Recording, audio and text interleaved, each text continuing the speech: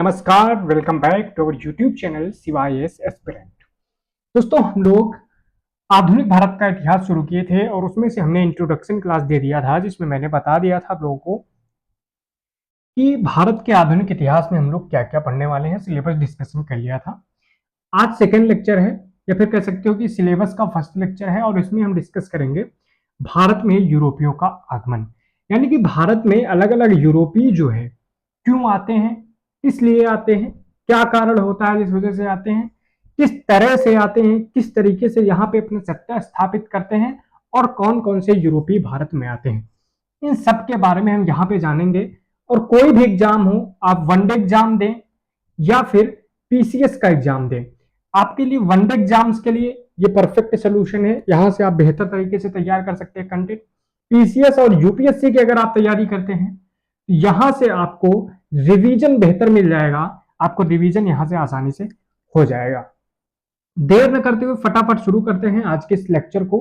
वैसे मैंने ये लेक्चर 2 बार रिकॉर्ड किया, बट कभी माइक इश्यू, कभी कुछ ना कुछ, बट आज आई होप कि प्रॉपर तरीके से हो जाएगा। तो सबसे पहले आपके सामने वर्ल्ड मैप दिख रहा है। यहाँ पे हमने वर्ल्ड मैप में यानी कि विश्व मानचित्र दिख रहा है आपको। इसमें हमने पूरी दुनिया जो है हमने उसको 7 बड़े महाद्वीपों में बांटा है। पहला महाद्वीप आता है, सबसे बड़ा महाद्वीप जो है वो कौन सा है? एशिया। एशिया महाद्वीप सबसे बड़ा महाद्वीप है, और जिसमें ही भारत हमारा आता है। ठीक है, ये पूरा का पूरा क्या है? ये एशिया है। क्या है? एशिया महाद्वीप आपको देखने को मिल जाता है, और ये है हमारा प्यारा भारत। इसके बगल में ये जो हमको दिख रहा है, ये क्या है? ये यूरोप है। क्या है? यूरोप है। यूरोप है। ठीक है, यहां आपको ये जो रेड कलर में पूरा दिख रहा है, ये क्या है? अफ्रीका है। ठीक है, और इधर ये जो आपको हिस्सा दिख रहा है, ये पूरा का पूरा क्या है? ये है उत्तर अमेरिका। उत्तर अमेरिका। डिटेल में इसको हम लोग ज्योग्राफी में पढ़ते हैं, बट यहाँ पे अभी थोड़ा ओवरव्यू की जरूरत है।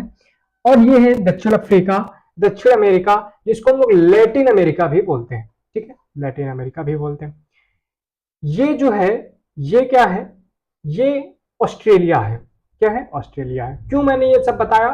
क्योंकि ये सभी नाम अभी हमें पढ़ने के टाइम काम आने वाले हैं, इसलिए मैंने इनको आपसे डिस्कस कर दिया। ठीक है, तो सबसे पहले बात करते हैं कि आखिर क्यों ये यूरोपीय जो है भारत में आते हैं।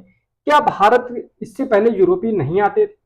या फिर हम सुनते हैं कि वास्को डिगामा ने भारत की खोज की, तो इसका क्या मतलब है? अन्य सारी चीजें हम लोग यहाँ पे जानने वाले हैं। ठीक है, तो सबसे पहले तो मैं आपको बता दूं, ये पूरा का पूरा जो यूरोप में है, इसमें भी हम लोग कुछ देश देख लेते हैं। ये जो है आपको, ये ब्रिटेन देखने को मिलेगा। क्या? ब्रिटेन, जिसको आज हम लोग यूके भी बोलते हैं, यूनाइटेड किंगडम। ठीक है, यहां पर आपको छोटा सा देश देखने को मिलेगा, जिसका नाम है पुर्तगाल। क्या नाम है? पुर्तगाल। ठीक है, यहीं पे आपको क्या देखने को मिलेगा? ऊपर यहां पे फ्रांस देखने को मिलेगा। यहां पे क्या देखने को मिलेगा आपको? जर्मनी देखने को मिलेगा। और एक ये जो दिख रहा है, ये निकला हुआ सागर में, इसे बोलते हैं क्या? इटली। क्या बोलेंगे? सॉरी, एक मिनट बैक कर लेता हूं। इसको बोलते हैं इटली। और ये क्या है? भारत। और इधर है चीन। भारत और चीन के साथ यूरोप का व्यापार होता रहा था प्राचीन काल से ही। ठीक है, अनेक रास्तों से होता था, ऐसा नहीं है इस तरीके से होता था, व्यापार होता था। लेकिन हुआ क्या? किसका व्यापार होता था? मेजरली मसालों का व्यापार होता था। किसका? मसालों का व्यापार होता था। मसालों का व्यापार यहाँ पे किया जाता था, क्योंकि ये जो पूरा का पूरा इलाका है यूरोप का, ठंडा इलाका है, तो यहाँ पे मांस वगैरह मीट खाया जाता है, जिसको सुरक्षित करने के लिए, टेस्ट उसको इंक्रीज करने के लिए मसालों की काफी ज्यादा जरूरत होती है। तो हुआ क्या कि यहां पर से एक साम्राज्य निकलता है मध्य एशिया से, या फिर कह सकते हो कि अरब कंट्रीज से, जिसका नाम होता है ऑटोमन साम्राज्य, उस्मानिया साम्राज्य। उस्मानिया साम्राज्य। इसने क्या किया? इस पूरे के पूरे रास्ते पे यहां पर कब्जा कर लिया। जब यहां पे कब्जा कर लिया, तो यही एक जाने वाला रास्ता था, ये बंद हो जाता है। जब ये व्यापार का रास्ता बंद हो जाता है, क्योंकि सबसे ज्यादा व्यापार इधर से ही होता था, तो यहां पे एक जगह थी जिसका नाम था कुस्तुनतुनिया। क्या नाम था? कुस्तुनतुनिया। कुस्तुनतुनिया।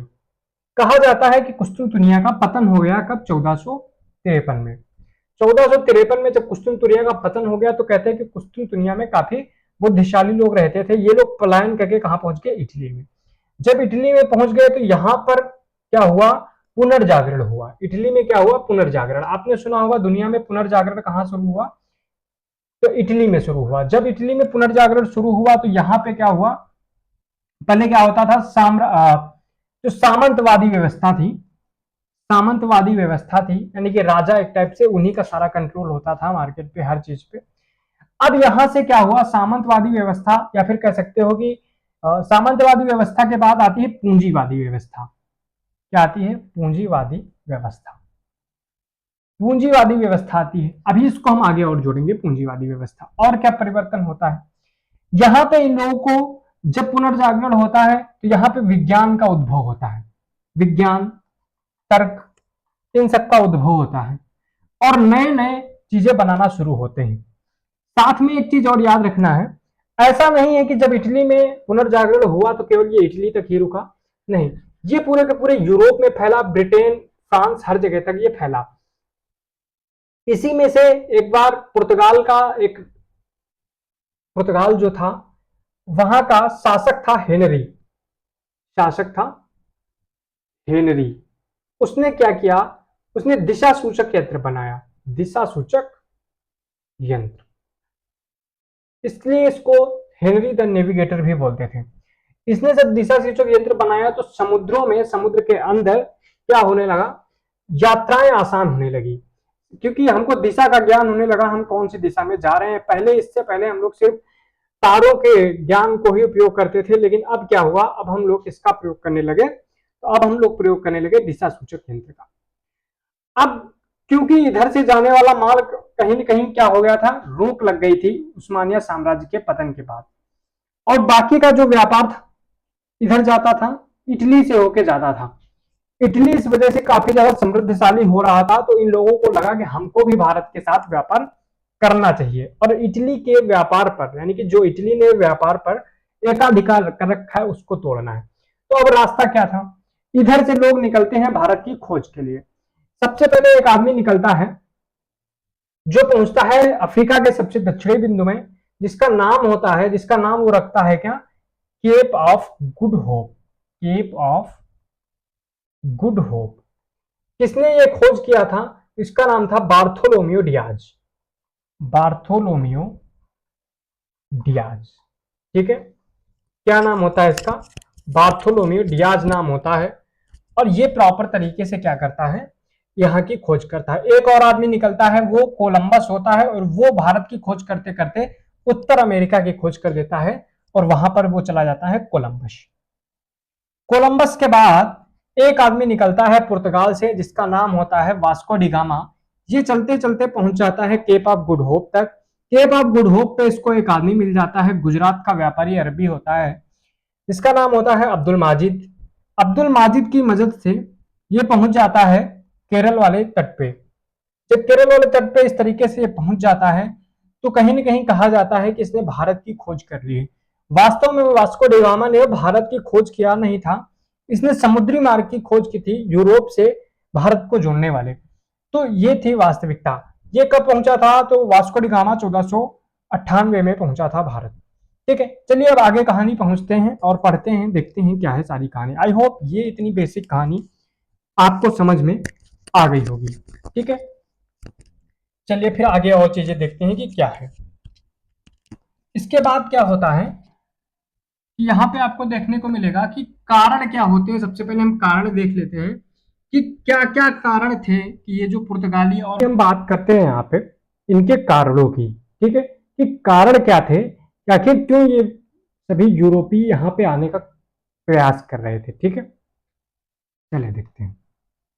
तो सबसे पहली बात तो ये थे कि कारण ये था कि यहाँ पे पुनर्जागरण हो गया था, और जब पुनर्जागरण हो गया था यहाँ पे मैंने बताया सामंतवाद से पूंजीवाद आ गया। अब इससे क्या होगा? पूंजीवाद मतलब होता है बाजारवाद।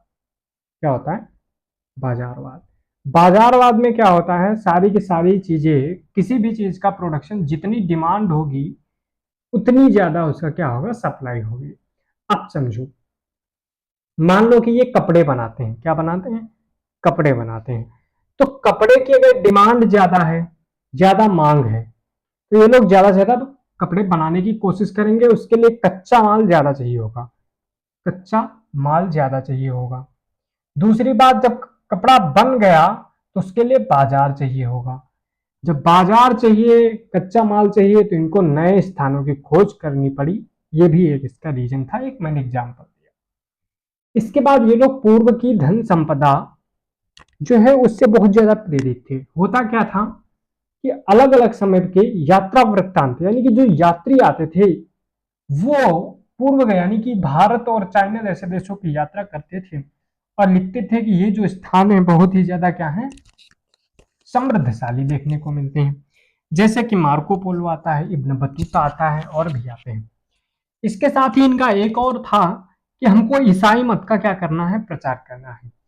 कुस्तुनतुनिया का पतन हो गया था, मैंने आपको बताया, रास्ता ब्लॉक हो गया था, नई खोजें हुई जैसे दिशा सूचक केंद्र।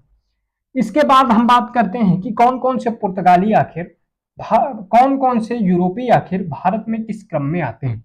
तो सबसे पहले आते हैं पुर्तगाली, इसके बाद आते हैं डच, इसके बाद आते हैं अंग्रेज, इसके बाद आते हैं फ्रांसीसी और फिर आते हैं डेनिश। पुर्तगाली जो है सबसे पहले आते हैं और सबसे बाद तक 1498 में आ जाते हैं और 1961 में जाते हैं। याद रखना इस समय गवर्नर कौन था, जब ये जाते हैं कहां से, गोवा में इनका शासन था। जब इनको गोवा से भगाया जाता है 1961 में, तो सिल्वा नाम का गवर्नर था इनका, मैनुअल एंटोनियो वसालो सिल्वा। ठीक है, ये बात आपको याद रखनी है। बात करते हैं भारत के लिए समुद्री मार्ग की खोज। तो वास्को डिगामा जो पुर्तगाल का नाविक था, पुर्तगाल का रहने वाला था, ये केप ऑफ गुड होप पहुंचता है, जिसकी खोज किया था बार्थोलोमे डियाज ने 1487 में। जब ये केप ऑफ गुड होप पहुंचता है तो उसकी मदद करने के लिए एक व्यापारी मिल जाता है, अब्दुल माजिद, जो कि गुजरात का रहने वाला था, और ये इनको लेके आता है और ये पहुंचते हैं कालीकट, जो आज केरल में है।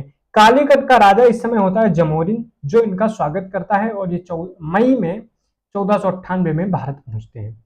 अन्य भी कुछ खोजें इंपॉर्टेंट है जो एग्जाम में पूछी जाती हैं, जैसे कि अमेरिका की खोज कोलंबस ने किया, जो स्पेन का रहने वाला था 1492 में। ऑस्ट्रेलिया की खोज कैप्टन कुक ने किया, जो ब्रिटेन के रहने वाला था। न्यूजीलैंड की खोज तस्मान ने किया, जो कि हॉलैंड का रहने वाला था। अब बात करते हैं पुर्तगालियों के अन्य क्या मंतव्य थे। पहला तो व्यापार पर एकाधिकार, समुद्री के माध्यम से होने वाले व्यापार पर इनको करना था एकाधिकार। इसके लिए 1501 में मैनुअल प्रथम जो शासक थे पुर्तगाल के, इन्होंने कहा जो यूरोप व्यापार करता है अरब, फारस व भारत के साथ, उसका व्यापार का मालिक कौन है, मैनुअल प्रथम यानी कि पुर्तगाली है। और धर्म के प्रचार को बढ़ावा देने के लिए भी इनका एक मंतव्य था। बात करते हैं भारत में पुर्तगाली शक्ति क्या रही। सबसे पहले 1498 में वास्को डिगामा आता है, 1500 में अल्बरेज कैब्राल आता है और 1502 में फिर से वास्को द गामा आता है और ये कोशिश करता है कि कालीकट में अपनी कोठी बनाई जाए। कोठी मतलब अपना गोडाउन बनाया जाए, जिसको ये लोग फैक्ट्री भी बोलते थे। बट ये जो जमोरिन था, जो इसने पहले पिछली बार जब वास्को डिगामा आया था इसकी मदद किया था, बट इस बार इसको ये क्या करता है, मना कर देता है। 1505 में प्रथम गवर्नर जो है आता है फ्रांसीसियो का, जिसका नाम होता है फ्रांसिस्को डी अल्मेड़ा। आगे इसके बारे में और डिटेल में हम जानकारी लेंगे। 1503 में कोचीन जो है, इनकी फर्स्ट कोठी ओपन होती है 1503 में, और 1505 में दूसरी कोठी इनकी ओपन हो जाती है। ठीक है, चलिए अभी हम और थोड़ा सा बात करते हैं कि ये जो वास्को डिगामा जब पहली बार आया था 1498 में, कहते हैं कि इसने जितने भी मसाला खरीदा था, मसाला जब इसने खरीदा तो इसमें हेल्प किसने किया, इसमें हेल्प किया था जमोरिन ने। जमोरिन ने इसकी हेल्प किया और ये मसाला खरीदा और फिर यूरोप पहुंचा। जब इसने यूरोप जाकर उन मसालों को बेचा तो इसको लगभग 60 गुना का फायदा हुआ। कितना? 60 गुना का फायदा हुआ। तो इसके बाद ही और लोग आने के लिए यहाँ पे उत्सुक हुए, फिर जाने की सारी चीजें होती रही और नए नए लोग आते रहे। हम यहाँ पे पहले मैं बता दूं, बहुत सारी डिटेल नहीं जा रहे हैं क्योंकि ये रिवीजन सेशन है, या फिर यहाँ पे आपको कंटेंट देना मेरा जो है मेजर कंसर्न है, मेजर उद्देश्य यही है, कंटेंट। फिर भी मैं आपको एक जो है फ्रेम दे दूंगा आपको, मैं एक पढ़ने का तरीका दे दूंगा आपको, एक स्टोरी के फॉर्म में दे दूंगा। आई होप कि ये स्टोरी इतनी आ गई होगी। चलिए अब हम आगे की ओर आगे है। यहाँ पे पुर्तगाली जो है इनके वायसराय कौन थे, यानी कि इनके गवर्नर तथा भारत में प्रशासन। अब समझो, देखो कई वर्ड्स हैं ऐसे, मैं समझाता चलूंगा थोड़ा थोड़ा। ये जो पुर्तगाली थे या फिर जो भी यूरोपीय थे, इनकी जो कंपनी होती थी, ठीक है, कंपनी होती थी, ये लोग जैसे कि मान लो कि ये भारत है, ठीक है, ठीक है, ये भारत है, अलग अलग जगह पे इस तरीके से ये लोग अपना आके व्यापार कर रहे हैं। तो वो यहाँ से खरीदेंगे, यहाँ से यहाँ से यहाँ से खरीदेंगे और एक जगह लाके इकट्ठा करेंगे, उसको बोलेंगे अपनी फैक्ट्री, ठीक है, गोडाउन टाइप का होगा, उसको फैक्ट्री बोलेंगे। और इस कंपनी के पूरे प्रशासन के लिए एक हेड होगा, सीईओ टाइप का बनाएंगे, उसको बोलेंगे वायसराय बोलेंगे, गवर्नर बोलेंगे या गवर्नर जनरल बोलेंगे। ये उस क्षेत्र का शासन भी देखेगा या फिर कंपनी का प्रशासन मुख्यतः ये देखेगा, ठीक है। तो इसी तरीके से फ्रांसीसियो का पहला गवर्नर आता है जिसका नाम है Francisco de Almeida. Francisco de Almeida जब भारत आता है, कब आता है ये 1505 में, कब आता है 1505 में आता है। इसने क्या किया, ब्लू वाटर पॉलिसी स्टार्ट किया, शांत जल की नीति स्टार्ट की और कार्टेज आर्मेडा पद्धति शुरू की। आप समझते हैं कि शांत जल की नीति क्या थी। तो पहले तो मैं यहाँ पे आपको भारत दिखाता हूँ, ठीक है, क्या, एक मिनट में मैग्नीफायर देखता हूँ और आपको यहाँ पे दिखाता हूँ। ये है भारत, ठीक है, ये भारत है। और जब ये भारत है, ये पूरा का पूरा क्या है, भारत है। और जब भारत पे ये आए यहाँ पे, कि इनकी नौसेना क्या थी, बहुत अच्छी थी। जब इनकी नौसेना अच्छी थी तो इन्होंने यहाँ यहाँ पूरा का पूरा इन्होंने एकाधिकार कर लिया। और एकाधिकार करने के बाद इन्होंने पद्धति कौन सी चलाई, शांत जल की नीति, ब्लू वाटर पॉलिसी। इसके अंदर साथ ही इन्होंने चलाया कार्टेज आर्मड़ा पद्धति। इसमें होता क्या था कि अगर किसी भारतीय व्यापारी को अपना जहाज भेजना है समुद्र के अंदर से किसी भी और जगह में, तो इनको क्या लेना होता था, परमिशन लेना होता था, किससे, पुर्तगालियों से, कि ठीक है हम आपको सुरक्षा प्रदान करेंगे, पुर्तगाली आपको सुरक्षा प्रदान करेंगे जिससे आपको डाकू या फिर कोई भी अटैक ना करे। हो सकता है खुद भी अटैक कर सकते थे या डाकू या कुछ भी लुटेरे अटैक कर सकते थे। तो ये आपको क्या करते थे, सिक्योरिटी प्रोवाइड करवाते थे। ये थी कार्टेज आर्मड़ा पद्धति, ठीक है। कहते हैं कि मुगल प्रशासन में जो लोग थे, मुगल शासक, उनको भी इसके अंडर लाया जाता था, वो भी उनको भी देना पड़ता था। तो इसने क्या किया, 1508 में चौल का युद्ध किया इसने, किसके साथ, गुजरात के शासक के साथ इसने युद्ध किया, लेकिन ये क्या हुआ, पराजित हुआ। कहते हैं कि इसका बच्चा इसमें मारा भी गया था शायद, ठीक है। 1509 में इसने क्या किया, दोबारा से अटैक किया, किसके साथ, महमूद बेगला, मिस्र का शासक और तुर्की का शासक, तीनों मिलकर युद्ध लड़ रहे थे दीव के युद्ध में। और ये जो है क्या होता है, जीत जाता है फ्रांसिस्को डी अल्मेडा। देखो, चौल के युद्ध में पहले हार जाता है ये गुजरात के शासक से, फिर दीव का युद्ध करता है 1509 में और तीनों को पराजित करके अपना बदला पूरा करता है और दीव पे कब्जा कर लेता है, जिसको दमन दीव बोलते हैं उस पे। तो ये हो गया 1509 में। इसके बाद 1510 में आ जाता है Francisco D Albuquerque. Francisco de Albuquerque, इसको क्या बोला जाता है, ये भारत में पुर्तगाली शासन का वास्तविक संस्थापक बोला जाता है। इसने क्या किया, ब्लू वाटर पॉलिसी बंद कर दिया। दूसरी बात, इसने 1510 में गोवा को छीन लिया, किससे, बीजापुर के शासक से, यूसुफ आदिल शाह। अब समझते हैं थोड़ा सा और कि जो मुझे ना जरूरत होगी मैप की, तो मैं ना इधर बना लेता हूँ छोटा सा। ये हो गया गुजरात और ये यहाँ पे है छोटा सा गोवा, ठीक है, ये है गोवा। यहाँ पर शासन किसका था, बीजापुर का शासन था। बीजापुर के शासक के अंडर ये आता था, जिसके शासक कौन थे, यूसुफ आदिल शाह। इनसे बीजापुर के शासक यूसुफ आदिल शाह वर्सेस किसकी लड़ाई होती है, अल्फांसो डी अल्बुकर्क की। कब होती है? 1510 में, और बीजापुर का सल्तनत इससे हार जाती है और ये कब्जा कर लेता है 1510 में अल्बुकर्क किस पे? गोवा पे। तो ये बात याद रखना है कि गोवा को कब मिलाया गया? तो 1510 में। दीव को कब मिलाया गया? 1509 में। ये बात याद रखनी है। देखो, अल्फांसो डी अल्बुकर्क जो था, इसने एक और पॉलिसी कहा, इसके जो व्यापारी, देखो ये आता था अकेले तो सारा काम करेगा नहीं, और भी कर्मचारी थे, तो उन कर्मचारियों से कहता था कि जो भारतीय महिलाएं हैं उनसे विवाह करो, ठीक है। तो यानी कि ये भारतीय महिलाओं से विवाह करने के लिए प्रेरित करता था, जिससे कि यहीं पे वो अपनी बस्तियां बना सके और यहाँ के लोगों के साथ थोड़ा सा जुड़ाव भी दिखा सके। और एक चीज याद रखना कि अल्फांसो डी अल्बुकर्क जो है, ये बैन करता है सती प्रथा को, सबसे पहले भारत में देखने को मिलता है। ये बैन कर रहा है यूरोपीय कंपनियों में से सबसे पहले सती प्रथा को ये बैन कर देता है, जब ये इसका शासन था तभी, अल्फांसो डी अल्बुकर्क।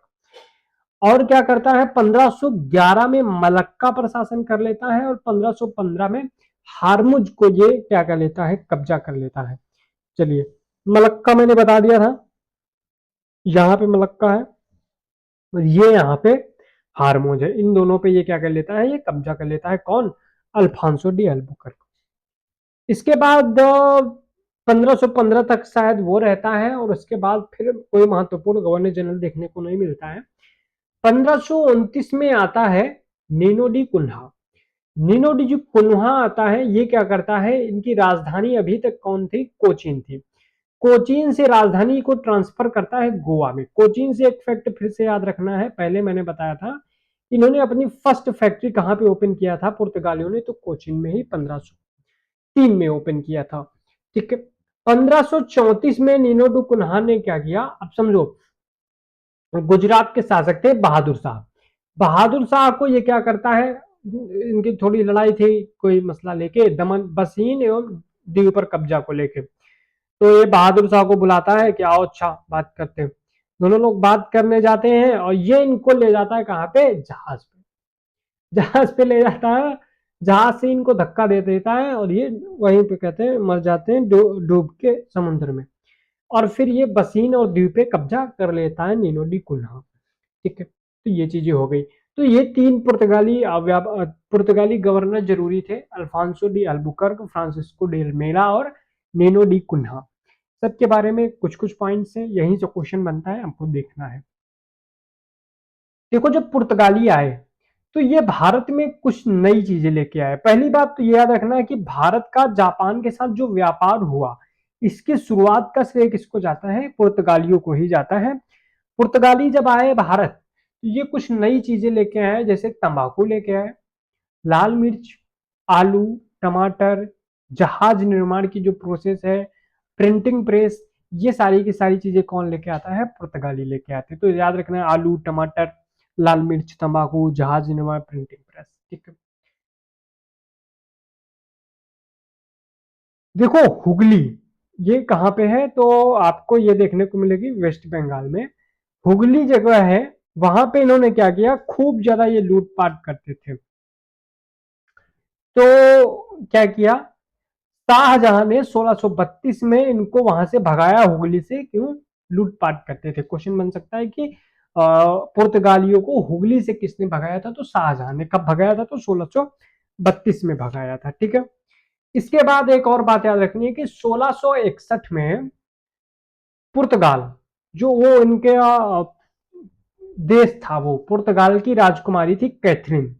क्या नाम था? कैथरीन थी। इनका विवाह हो जाता है ब्रिटेन के राजा चार्ल्स सेकेंड के साथ।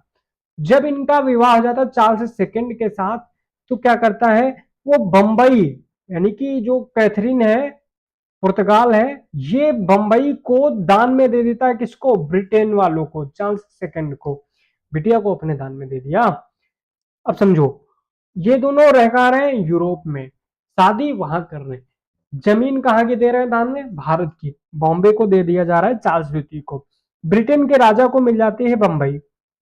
जब बंबई मिल जाती है 1661 में, ठीक है, तो 1668 में ये क्या करते हैं? यहाँ के राजा 100 पाउंड शायद है, 100 पाउंड लेकर के ईस्ट इंडिया कंपनी को दे देते हैं, जो कि यहाँ पे इनका शासन कर रही थी, यहाँ पे इनका व्यापार कर रही थी भारत में ब्रिटिशर्स का। ठीक है, तो ये काम हो गया। चलिए 100 या 10 पाउंड एक बार मैं कंफर्म कर दूंगा, कोई नहीं, उतना ध्यान नहीं देना है, कहानी पे याद रखना है। ठीक है, चलिए ये हो गए पुर्तगालियों की कहानी। पुर्तगालियों के बाद आते हैं डच। देखो इनको क्रम से याद रखना है कि पुर्तगाली कब आए, डच कब आए, सबसे लाइन से याद रखना है। ठीक, देखो जो डच थे ये कहाँ के रहने वाले थे, हालैंड के। हाँ बताया ना मैंने अभी, हालैंड नीदरलैंड, जर्मनी के ऊपर, उधर ऊपर साइड में बताया था ना, वहां पे, वहां से आए थे। सबसे पहले 1596 में कार्नेलियस द हाउटमैन क्या करता है, ये सुमात्रा और बांटेन के साथ व्यापार शुरू करता है, वहां की खोज करता है, वहां पे पहुंचता है। सुमात्रा कहाँ है, ये जो मैंने बताया था, ये इंडोनेशिया, यहीं पे ये है सुमात्रा, जावा पूरा इसी को बोलते हैं। ठीक है, तो ये यहाँ पे पहुंचता है। अच्छा ये मैप है, मैं ठीक है एशिया का मैप है, मैं दिखा दूंगा। ये भारत है, यहीं पे इधर हुगली है। ठीक है, यहाँ पे जावा और सुमात्रा देखने को मिलेगा। ठीक है, ये वाला जो द्वीप दिख रहा है, ये इसी को बोलते हैं सुमात्रा। क्या बोलते हैं, सुमात्रा। ये क्या है, हारमूज जल संधि, यहाँ पे हारमूज। ठीक, ये क्या है, मलक्का, मलक्का जल संधि। ठीक है, ये ठीक है डच। इसके बाद 1602 में, तो याद रखना है जो डचों की कंपनी कब बनती है, 1602 में बनती है। इससे पहले अंग्रेजों की कंपनी बन चुकी थी, लेकिन भारत में आती इनके बाद में। ठीक है, 1602 में इनकी कंपनी बनती है, स्थापना होती है, नाम होता है वेरेंगदे ओस्ट इंड से कंपनी, वीओसी। प्रारंभ में इसने क्या किया, इंडोनेशिया व मसाला के व्यापार तक ही सीमित रही है। ठीक है, लेकिन बाद में ये लोग भारत में भी एंट्री करते हैं। भारत से सूती वस्त्र को व्यापार में शामिल करने वाली कौन सी कंपनी थी, तो डच कंपनी थी, याद रखना है। भारत से निर्यात की जाने वाली जो सूती वस्त्र है, उसको निर्यात योग्य किसने बनाया था, तो इन्होंने ही, निर्यात का श्रेय इन्हीं को जाता है। ठीक है, चलिए भारत में इनकी कुछ फैक्ट्री, फैक्ट्री मतलब वही गोडाउन समझ लेते हैं। फर्स्ट इन्होंने ओपन किया था कहाँ पे, मसूलीपट्टनम में। मसूलीपट्टनम कहाँ है, दिखाना पड़ेगा ना, ऐसा तो कहीं नहीं चलेगा। यहाँ पे, यहाँ पे मसूलीपट्टनम, भारत में ही यहाँ पे इन्होंने खोला था। ठीक है, कब खोला था, 1605 में। यहाँ पे इनको सिक्के ढालने की परमिशन थी और ये सिक्के डालते थे। बाद में इन्होंने अपना मुख्यालय नागपट्टनम उसी के पास में है, वहां पर ट्रांसफर कर लेते हैं। दूसरी फैक्ट्री और फैक्ट्री इन्होंने सूरत में खोली 1616 में, पीपली में 1627 में, चिंसुरा में 1653 में। ठीक है, ये बात याद रखनी है आप लोगों को। देखो इनकी फैक्ट्री कहाँ कहाँ थी, कभी कभी मैचिंग में आ जाता है। ठीक है, याद रखना है कब कौन सी कहाँ पे ओपन किया। 1619 में इन्होंने जकार्ता, जकार्ता जीत लिया, और वहां पे क्या नाम, एक शहर बसाया जिसका नाम था क्या, जिसका नाम इन्होंने रखा बाटविया नगर की इन्होंने स्थापना की थी जकार्ता में। ठीक है, देखो ये इंडोनेशिया के पास है जकार्ता। ठीक है, आप लोग मैप चेक कर लीजिएगा। 1641 में इन्होंने मलक्का पर शासन कर लिया। इसके पहले हमको देखने को मिलता है कि पुर्तगालियों ने कब्जा किया था, इसके बाद मलक्का पर कौन कर रहा है, दोबारा में डच देखने को मिल रहे हैं। और 1658 में कौन कर रहा है, श्रीलंका में ये कब्जा कर ले रहे हैं डच। तो ये बात याद रखनी है। तो देखेंगे कि ये जो डच हैं कहीं ना कहीं पुर्तगालियों को रिप्लेस करते हुए दिख रहे हैं थोड़ा थोड़ा ना। चलिए ये चीजें हो गई, आगे देखते हैं। डचों की महत्वपूर्ण कुछ कोटियां थी, पुलिकट में थी, सूरत में थी, कराईकल, चिंसुरा, कासिम बाजार, पटना, बालासोर, नागपट्टनम, कोचीन, मसूलीपट्टनम। डचों द्वारा भारत से निर्यातित वस्तुएं कौन कौन सी थी, सोरा था, नील, सूती वस्त्र और इस तरीके की चीजें। देखो ये बाद में क्या होता है, डच जो है पराजित हो जाते हैं किनसे, ब्रिटिशर्स से। तो क्वेश्चन ये उठता है कि क्यों पराजित हुए, तो कारण ये था कि ये जो कंपनी थी ये सीधे सरकारी नियंत्रण में थी, और इनको कुछ भी करने की परमिशन नहीं थी, सरकार से पहले परमिशन लेनी होती थी। दूसरी बात, इनका मुख्य फोकस क्या था, दक्षिण पूर्व एशिया यानी कि ये जो इलाके थे यहाँ पे इनका व्यापार का प्रमुख फोकस था, ना कि भारत। इसलिए ये जो है बाद में पिछड़ते हुए दिखाई देते हैं। तो त्रावणकोर यानी कि केरल, त्रावणकोर कहाँ है, केरल। केरल के एक शासक थे मार्तंड वर्मा। मार्तंड वर्मा ने इनको पराजित किया था, डचों को 1741 में, और ये पराजित हो जाते हैं। 1759 में बेदरा का युद्ध होता है, किसके किसके बीच में, तो ये होता है डचों और ब्रिटिशर्स के बीच में। ब्रिटिशर्स के बीच में, डच और ब्रिटिशर्स के बीच में बेदरा का युद्ध होता है 1759 में, और डच इसमें पूरी तरीके से पराजित हो जाते हैं और डचों की जो सत्ता है ये भारत से समाप्त हो जाती है। तो डचों की ये कहानी थी। सबसे पहले हमने पुर्तगालियों की कहानी देखी, डचों की कहानी देखी, अब आगे है ब्रिटिश ईस्ट इंडिया कंपनी की कहानी। ठीक है, चलिए देखते हैं ब्रिटिश ईस्ट इंडिया कंपनी की कहानी क्या है। ब्रिटेन आपको मैंने बता दिया था कहाँ पे है। तो ब्रिटेन में सबसे पहले 1599 में, 1599, देखिए ये सारे के सारे आप देखने को मिलेगा कि इसके 100 साल पहले पुर्तगाली आए थे। 100 साल तक तो वो बिना किसी रोक टोक के ही शासन कर रहे थे, व्यापार कर रहे थे, उनका एकाधिकार था। 100 साल बाद 1599 में देखने को मिलेगा कि ब्रिटेन में मर्चेंट एडवेंचर्स, मर्चेंट, ये ठीक, ये लोग, इन लोगों का एक ग्रुप था मर्चेंट एडवेंचर्स। ये लोग मिलते हैं और सोचते हैं कि हम लोग एक कंपनी बनाएंगे, government and commerce of merchant of London trading into east Indies, ये इसका नाम रखते हैं और एक कंपनी बनती है। स्थापना के बाद 31 दिसंबर 1600 को यहाँ की जो महारानी थी एलिजाबेथ प्रथम, इन्होंने एक चार्टर यानी कि चलो घोषणा पत्र या फिर परमिशन इनको दिया 15 वर्ष के लिए कि आपको 15 वर्ष का एकाधिकार रहेगा, ब्रिटेन से कोई और कंपनी नहीं आएगी, आपको ही एकाधिकार रहेगा कि आप करें। लेकिन 1509 में जेम्स प्रथम ने इस परमिशन को, एकाधिकार को अनिश्चित काल के लिए बढ़ा दिया। ठीक है, बाद में ये कब खत्म होता है हम आगे धीरे धीरे देखेंगे।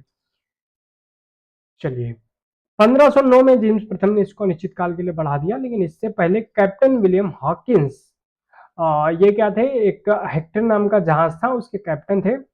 ये आते हैं 1608 में, सूरत आते हैं, क्योंकि देखो 1600 में ही इनकी कंपनी बन गई है। अब ये भारत आएंगे, व्यापार तो करेंगे ही, परमिशन वगैरह का तो काम उधर बाद में वो देखते रहेंगे। ठीक, 1600 में कंपनी बन गई, 1608 में ये कैप्टन विलियम हॉकिंस आता है सूरत, और 1609 में ये आगरा पहुंचता है। आगरा में देखो, ये जब वहां से चला था, कहते हैं कि ये जब वहां से चला था तो इसके पास पत्र था, राजा के लिए पत्र था, किसके नाम का था, अकबर के नाम का था। लेकिन जब तक ये यहाँ पहुंचता है तो अकबर यहाँ से चल दिए होते हैं, यानी कि अकबर की डेथ हो जाती है और वहां पे शासक बन जाता है जहांगीर। तो ये जहांगीर के पास पहुंचता है और कहता है कि हमको ना सूरत में कोठी खोलनी है। लेकिन कैप्टन विलियम हॉकिंस जो था ये कहता है जहांगीर से कि हमको अपनी कोठी खोलनी है, लेकिन कोठी खोलने के लिए परमिशन नहीं मिलती। क्यों नहीं मिलती, कि जो इस समय तक पुर्तगाली जो थे, जो पुर्तगाली थे वो काफी ज्यादा प्रभावशाली थे जहांगीर के कार्यकाल में, तो फिर उनको परमिशन नहीं मिलती है। ठीक है, लेकिन कैप्टन, इसके बाद आता है कैप्टन मिडल्टन। 1611 में जहांगीर के यहाँ व्यापार की अनुमति, इसको व्यापार की अनुमति मिल जाती है, लेकिन कोठी खोलने की अनुमति नहीं मिलती है। ठीक, चलिए, इसके बाद 1612 में क्या होता है, एक ब्रिटिश अधिकारी था जिसका नाम था थॉमस बेस्ट, और पुर्तगाली, इन दोनों के बीच आगरा के पास एक जगह है स्वाली, सूरत के पास एक जगह है। ठीक है, तो इनकी हो जाती लड़ाई, और जब हो जाती इनकी लड़ाई तो इसको बोलते स्वाली का युद्ध। दोनों की जब लड़ाई हो जाती है तो उसमें पुर्तगाली हार जाते हैं। तो अब जहांगीर को ये कॉन्फिडेंस आता है कि अब हम परमिशन दे सकते हैं अंग्रेजों को। तो फिर जब परमिशन मिल जाती है तो 1613 में सूरत में इन्होंने फर्स्ट अपनी कोठी बना लिया। कहाँ पे, सूरत में। एक और इन्होंने कोठी 1611 में ही बना लिया था मसूलीपट्टनम में, मैंने बताया था। ये अस्थायी कोठी थी, स्थायी कोठी नहीं थी। फर्स्ट कोठी इन्होंने, अस्थायी कोठी कब पूछा जाएगा तो मसूलीपट्टनम में, केवल कोठी पूछा जाएगा तो सूरत में 1611 में। 1615 में टॉमस रो आता है। ये क्या था, जेम्स प्रथम का दूत था। जेम्स प्रथम ये शासक थे ब्रिटेन के। ये जहांगीर के दरबार में पहुंचता है और पूरे मुगल साम्राज्य में व्यापार की अनुमति प्राप्त कर लेता है कि हम जो है पूरे मुगल साम्राज्य में अनुमति व्यापार करेंगे, और उसको अनुमति मिल जाती है। 1639 में ये मद्रास को जो है ले लेते हैं और मद्रास में व्यापार शुरू करते हैं, या फिर मद्रास में अपनी कोठी ओपन करते हैं। अन्य फैक्ट्रियों की बात करते हैं, अहमदाबाद में, भरूच में, आगरा में ये लोग कोठी खोलते हैं। पूर्वी भारत यानी कि इस तरफ, इधर वाला जो भारत है, यहाँ की फर्स्ट कोठी थी 1633 में बालासोर। ये कहा, उड़ीसा। कहा, उड़ीसा। उड़ीसा में इन्होंने बालासोर में खोली 1633 में। 1651 में ये हुगली में खोलते, हुगली वहीं पे जहाँ पे 1633 में शाहजहां ने भगाया था इनको, पुर्तगालियों को। अब देखो, एक इनका अधिकारी था फ्रांसिस डे, ठीक है, और थे चंद्रगिरी के शासक। चंद्रगिरी कहाँ पे था, ये तमिलनाडु वाले हिस्से में, तमिलनाडु आंध्र प्रदेश वाले हिस्से में चंद्रगिरी के शासक थे। इन्होंने 1639 में मद्रास को दे दिया पट्टे पर, ठीक है, मद्रास को दे दिया पट्टे पर, किसको, फ्रांसिस डे को, ठीक है। यानी कि चंद्रगिरी के शासक के पास था मद्रास, तो इन्होंने दे दिया किसको, फ्रांसिस डे को पट्टे पर। तो यहाँ पर इन्होंने अपनी एक कोठी बनाई जिसका नाम रखा फोर्ट सेंट जॉर्ज। अगर पूछा जाए अंग्रेजों का पहला किला कौन था, तो फोर्ट सेंट जॉर्ज था। कहाँ पे बनाया था, मद्रास में बना हुआ था। किसने बनाया, फ्रांसिस डे ने, ठीक है। इसके बाद 1632 में गोलकुंडा के शासक ने एक फरमान जारी किया गया, जिसको हम लोग गोलकुंडा के शासक का सुनहरा फरमान भी बोलते हैं, जिसमें से 500 पैगोड़ा के बदले में गोलकुंडा में स्वतंत्र व्यापार करने की इनको अनुमति मिल जाती है। पैगोड़ा मतलब उनकी जो करेंसी थी उस टाइम की, उनकी बात कर रहा हूँ। बंबई आपको पता होगा 1668 में मिल गई थी ईस्ट इंडिया कंपनी को, जैसे मैंने पीछे बताया था। तो 1687 में इसको बना दिया जाता है वेस्टर्न प्रेसिडेंसी का मुख्यालय, यानी कि अपने प्रशासन के जो वेस्टर्न जगह हैं उनका मुख्यालय, हेड ऑफिस, ठीक है। 1648 में अजीमुल शान, ये बंगाल के कह सकते हो जमींदार थे या फिर शासक जैसे थे, उनके बारे में बात करते हैं। तो अजीमुल शाह ने 1698 में सुल्तानाती, गोविंदपुर और लाल कालीकाटा, इन तीनों की जिम्मेदारी किसको दे दिया, जॉब चार्नोक को। जॉब चार्नोक ने इन तीनों को मिला करके कलकत्ता की नींव डाली और फोर्ट विलियम का निर्माण किया। फोर्ट विलियम को ही प्रथम प्रेसिडेंसी शहर भी बनाया गया। कहाँ पे, कलकत्ता को ही प्रथम प्रेसिडेंसी शहर बनाया गया, जिसको बनाया था प्रथम प्रेसिडेंसी शहर चार्ल्स आयर ने। तो याद रखना, जॉब चार्नक ने कलकत्ता की नींव रखी थी, किसने, जॉब चार्नक ने। और फोर्ट प्रथम प्रेसिडेंसी नगर किसके काल में बनता है, तो ये चार्ल्स आयर के टाइम पे, ठीक, ये बात याद रखना। जो कलकत्ता है 1700 में फर्स्ट प्रेसिडेंसी नगर घोषित किया जाता है। 1774 से 1711 तक भारत की राजधानी रहता है, अंग्रेजों की राजधानी रहता है। 1717 में फर्रुखशियर, ये कौन था, मुगल शासक था, मुगल शासक। ये औरंगजेब की मौत के बाद बनता है, बीच में एक दो आते हैं उसके बाद ये, ठीक। फर्रुखशियर बीमार पड़ जाता है, इसको एक बीमारी हो जाती है, लाइलाज बीमारी। तो कंपनी का डॉक्टर था हैमिल्टन। हैमिल्टन ने इस फर्रुखशियर का इलाज कर दिया, फर्रुखशियर खुश हो गए बिल्कुल पूरा, और महाधिकार पत्र, मैग्ना कार्टा कह दिया बिल्कुल कि हम आपको, आप हमें 3000 रुपए वार्षिक दे दीजिए और पूरे भारत में निःशुल्क व्यापार, पूरे मुगल शासन में निःशुल्क व्यापार कीजिए, और साथ में बंबई के जो सिक्के हैं, ब्रिटिशर्स जो मुंबई में अपने सिक्के डाल रहे हैं, उनको मुगल साम्राज्य में चलाने की अनुमति मिल गई, ठीक है। तो ये कहानी थी। तो आई होप आप लोग अब ब्रिटिशर्स को भी समझ गए होंगे। तो ये लंबी कहानी थी, अभी और भी बचे हुए फ्रांसीसी और डेनिश। डेनिश का छोटा सा कहानी है, फ्रांसीसियों के बारे में थोड़ा सा समझ लेते हैं। अंग्रेजों के बाद आते हैं डेनिस 1616 में।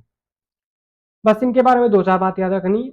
1620 में इन्होंने पहली फैक्ट्री ट्रैंकोबार में और 1676 में सेरामपुर में ओपन किया। 1745 तक अपनी सारी कंपनियां इन्होंने फैक्ट्रियां जो है अंग्रेजों को बेच दिया और भारत से ये लोग चले गए। ठीक है, इतना ज्यादा डेनिस के बारे में याद रखने की जरूरत नहीं है। लास्ट में आते हैं सबसे फ्रांसीसी, और फ्रांसीसियों और ब्रिटिशर्स का हो गया तगड़ा कंपटीशन। ठीक है, चलिए समझ। 1664 में फ्रांसीसी शासक थे लुई 14 वहां के शासक थे। उनका मंत्री था कोलबार्ट। कोलबार्ट ने क्या किया, एक कंपनी की स्थापना किया जिसका नाम था French east India company, but इसका ओरिजिनल नेम क्या था, कंपनी फ्रेंकेस देश इंडेस ओरिएंटलेस। ठीक है, ये नाम था इसका। कब बनती, 1664 में, याद रखना है। ठीक है, 1668 में सूरत में इन्होंने अपनी पहली कोठी खोली। कि किसने खोला, फ्रैंकोइस कैरो इसका हेड बनता है। ठीक है, तो सूरत में सबसे पहली कोठी अगर मैं बात करूं, अंग्रेजों ने कब खोला था, 1613 में खोला था। ये कब खोले, 1668 में खोला। ठीक है, इनको भी गोलकुंडा से अधिकार पत्र मिलता है, अंग्रेजों को भी मिलता है, इनको भी मिलता है, बिल्कुल वैसे ही चल रहा है। 1669 में मछलीपट्टनम में इन्होंने अपनी सेकेंड कोठी खोली। उन्होंने मछलीपट्टनम में अपनी पहली अस्थायी कोठी खोली थी, याद रखना, बिल्कुल सेम चल रहा है लगभग लगभग। ठीक है, 1673 में निदेशक थे फ्रैंको मार्टिन। ठीक है, वेलिकेंडपुरम के सूबेदार थे संघ शेर खान लोधी, शेख शेर खान लोधी। ठीक है, अब देखो, ये जो वेलिकोंडपुरम के सूबेदार हैं शेख शेर खान लोधी, ये क्या करते हैं, गांव दान में दे देते हैं किसको, फ्रैंको मार्टिन को।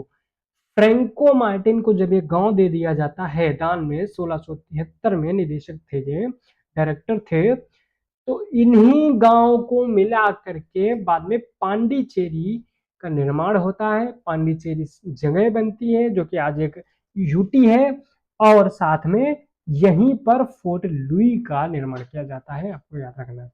ठीक है, ये बातें हो गई। तो ये हो गया फ्रांसीसियों की बात। ठीक है, अब देखो और चीज समझ लो। 1673 में बंगाल के नवाब थे शाइस्ता खां। शाइस्ता खां ने चंद्रनगर में इनको किला बनाने की परमिशन दे दी, और इन्होंने किला बनाया फोर्ट ओरिएंटल। ठीक है, याद रखना है। यानी कि ये कह लो कि चंद्रनगर में शाइस्ता खान ने इनको अपनी कोठी बनाने की परमिशन दिया और इन्होंने बनाया, जिसका नाम था फोर्ट ओरिएंटल। ठीक है, लेकिन 1760 में वांडीवास का युद्ध होता है फ्रांसीसियों और अंग्रेजों के बीच। वांडीवास के युद्ध में पूरी तरीके से फ्रांसीसी हार जाते हैं और अंग्रेजों की शक्ति जो है भारत में स्थापित हो जाती है, और फिर लगभग 200 साल तक अंग्रेजों ने भारत पर शासन किया। कैसे किया, किस तरीके से किया, आने वाले सेशंस में आपको पता चलेगा। यह थी कि किस तरीके से ये सेशन था हमारा, किस तरीके से यूरोपीय कंपनियां भारत में आती हैं और आपस में किस तरीके से यहाँ पे स्थापित होती हैं। अभी आपको और चीज पढ़ना होगा कि ब्रिटिश ईस्ट इंडिया कंपनी, ये जो ब्रिटिश ईस्ट इंडिया कंपनी आई है, ईस्ट इंडिया कंपनी आई है, ये भारत में अपना विस्तार किस तरीके से करती है। अगला चैप्टर ये होगा ब्रिटिश ईस्ट इंडिया कंपनी का भारत में विस्तार, ब्रिटिश ईस्ट इंडिया कंपनी का भारत में विस्तार।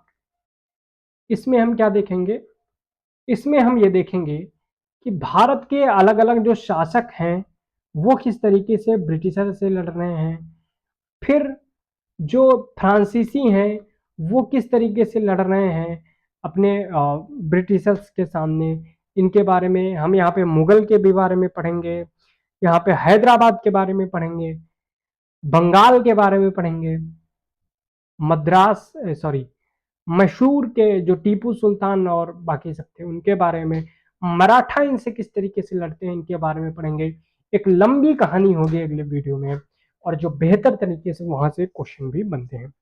आई होप आज का ये सेशन, ये वीडियो आपको पसंद आई होगी। वीडियो पसंद आई है तो वीडियो को लाइक कर दीजिए और चैनल को सब्सक्राइब